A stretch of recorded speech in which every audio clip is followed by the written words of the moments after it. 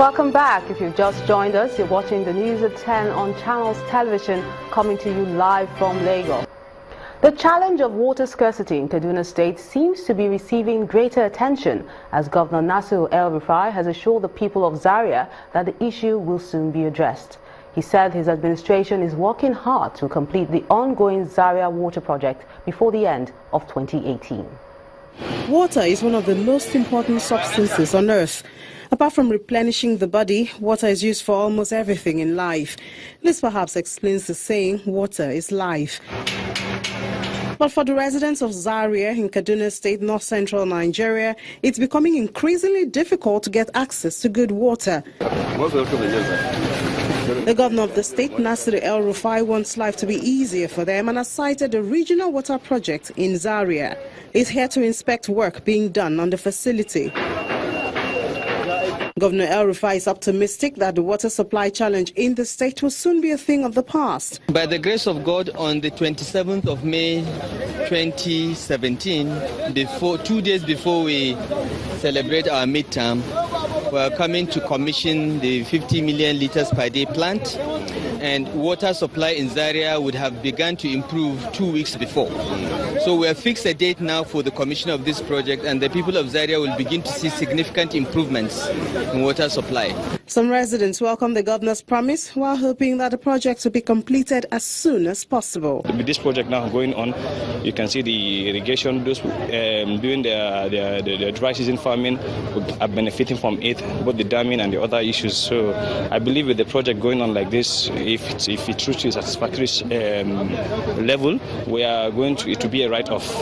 The issue of problems water is area, but I believe it will be a write-off. We are doing this water for dry season farming, and everything is improving because of this water supply.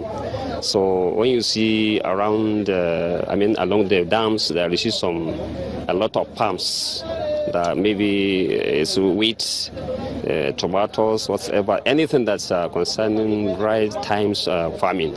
So they are doing all this water. So that we're happy for that because of this raw water. Governor El-Rufai says he wants to scale up the infrastructural development of the state with the provision of basic amenities to the people.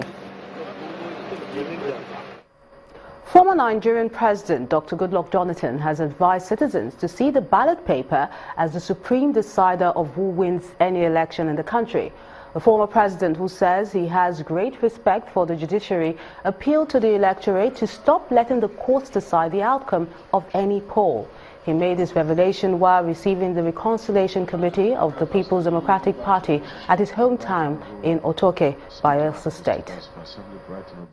This is a working document, and we feel that without prejudice to the ongoing protracted litigation, which will further get more prolonged and further divide the party, as it was resolved at the meeting that is summoned with governors, we should look for ways of bringing or achieving political solution. So this is just one of several recommendations that leaders will be looking at. And I want to say that even in this proposal, while we have not assigned specific roles to our key leaders because we consider it improper so to do, the success of the political option will be with the support and the push and intervention of leaders like you. Issues of litigation should be at the extreme where you cannot resolve this. But one thing I have to reassure you, I have to reassure PDP members all over the world, and indeed Nigerians that feel concerned, is that PDP will surely come up strong. We are talking to ourselves, we are discussing among ourselves, and people should not be worried. PDP will come out of this semi-impasse and it will become stronger before the next election. The steps are the right directions. And I also use this opportunity to advise Nigerians, all of us, politicians and the ordinary voters, that this idea of surrendering your powers to the courts, we should reduce it. It's for you to decide who leads you using your ballot paper. In Cross River State, residents in Calabar are appealing to security operatives to up their game. They told Channels Television that in the past 2 weeks, they have been living in fear following a series of court-related activities and other crimes which have led to the death of some persons. But the state government says it's on top of the situation as it has equipped the Nigerian army to help the police fight crime. This is Calabar, the Cross River State capital, a town adjudged by many as one of the most peaceful in Nigeria. Just like every other peaceful state, Cross River is not exempted from pockets of minor crime, but the state capital in recent times is experiencing one form of major security challenge or the other. It has been so worrisome in the sense that if this is not coped on time, it may affect the economic activities of this area. The robbers have changed strategy. They don't rob at the time they used to, which is usually from like 9, 10, 11 p.m. Now these days at 7 p.m. here in Satellite Town, you could get robbed at gunpoint. It's unheard of. The people who are doing business right here, they cannot even do their business at the time they are supposed to. By 6, 7 o'clock, the business is shut down. Within 4 weeks, the State Police Command had arrested and paraded over 50 suspects, mostly youth, for various crimes. God, where are you? These residents attributed to lack of employment. If the government wants to address crime, they should also think of addressing unemployment. This is the result of unemployment. The State Commissioner of Police has a strict warning for those found guilty of any criminal act. Anybody who arrested and confirm that he is a cultist, nobody will release him. Nobody will release him. We will finish our investigation, then we charge the matter to court. What transpired at the court, I don't know. But ours is to do the needful. Also, the state governor and security agencies have embarked on a show of force to send a note of warning to criminals. There's no crime, there's no state anywhere that is absolutely crime-free. Pockets of things here and there, the police always respond, and if it became necessary for some support, I am sure they will not hesitate to. I just want to assure you that indeed with this and more coming our way, certainly we will be able to ensure that the dividend of security is provided for the people of Cross River State. With all these measures put in place, residents of Cross River State will expect that criminal activities are reduced to the barest minimum, or they may begin to question the ability of security agencies to effectively protect them from men of the underworld. Pilgrimage has been identified as one of the tools that can raise the moral consciousness of Nigerian leaders and civil servants.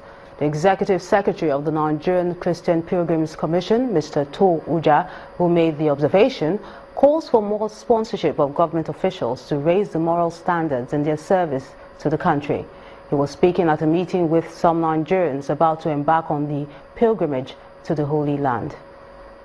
Secretary and the officials of the Nigerian Christian Pilgrim Commission and National Hajj Commission of Nigeria at a meeting to discuss ways of promoting unity amongst the two major religions of the country. The present recession we face. The Executive Secretary of the Christian Pilgrim Commission, Reverend To Uja, urged Nigerians to see the positive rather than dwell on the limitations in the country, adding that religion should be seen as a tool for improving the economy. I would like Nigerians to begin to see the good and the positive things our nation has done and is still doing, rather than focus too much on some of our limitations, which I'm sure by the grace of God we are going to overcome.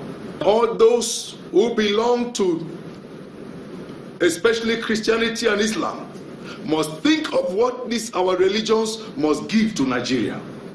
We must also make up our minds that pilgrimage must be productive and pay back to Nigeria. We must go on pilgrimage and come back with new ideas, new lifestyles, new direction, and to help build our country.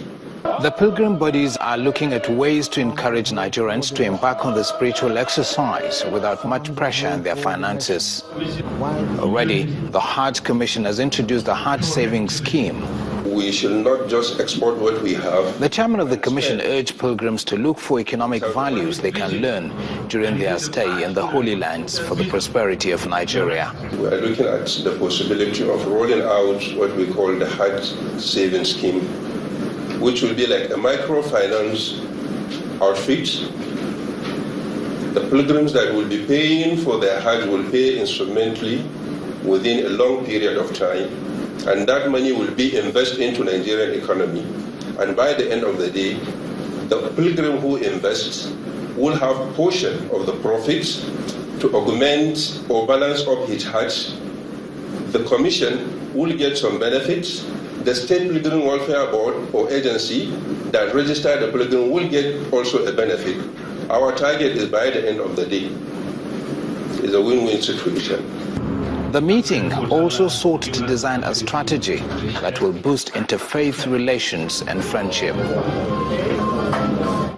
The economic realities in Nigeria is forcing government at all levels to explore new ways of generating revenue. In Edo State, the government has resolved to make every resident involved in one business or the other part of the governance process by contributing to the state coffers. Some traders in the popular Uselu market believe this is a welcome development but want a reduction in the rate. The ever-busy Edaike markets in the local government area of Edo State. These traders and drivers are the target of the Edo State government's new revenue collection policy through the local government.